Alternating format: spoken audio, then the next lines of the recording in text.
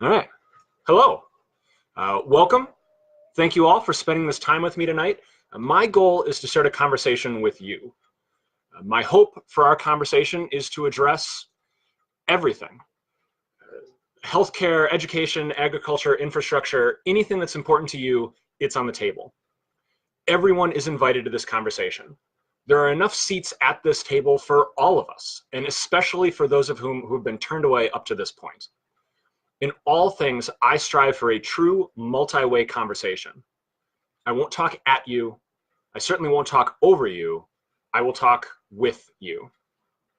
I'm opening up this conversation today because I'm running for state senate in Minnesota's 1st Senate District. Before we talk specifics, I'd like to introduce myself and give you the 5-cent tour of the path in my life that's led me here.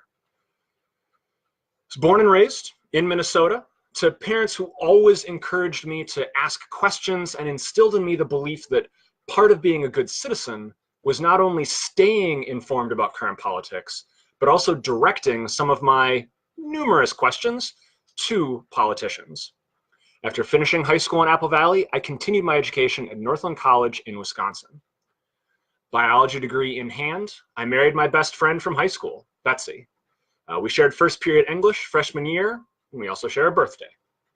When we married, Betsy was a captain in the Air Force, and staying by her side meant leaving Minnesota. While supporting her as we were stationed at bases around the country, I earned a master's degree in teaching from Wesley College in Delaware, and our family grew with our 2 beautiful daughters, Phoebe and Rosalind.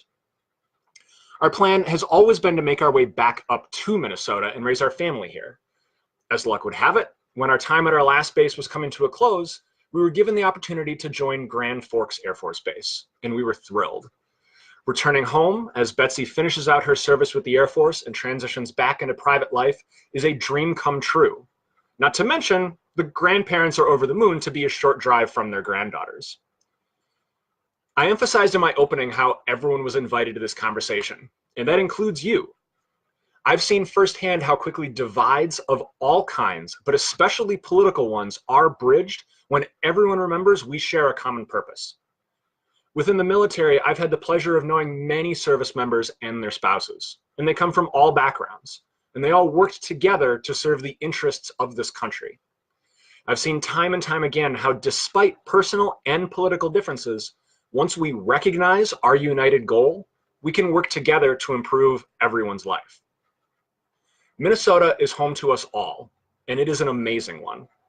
When we remember all of us have the goal of making Minnesota a better place now and in the future, it allows us to have a conversation where no one feels ignored because everyone is included.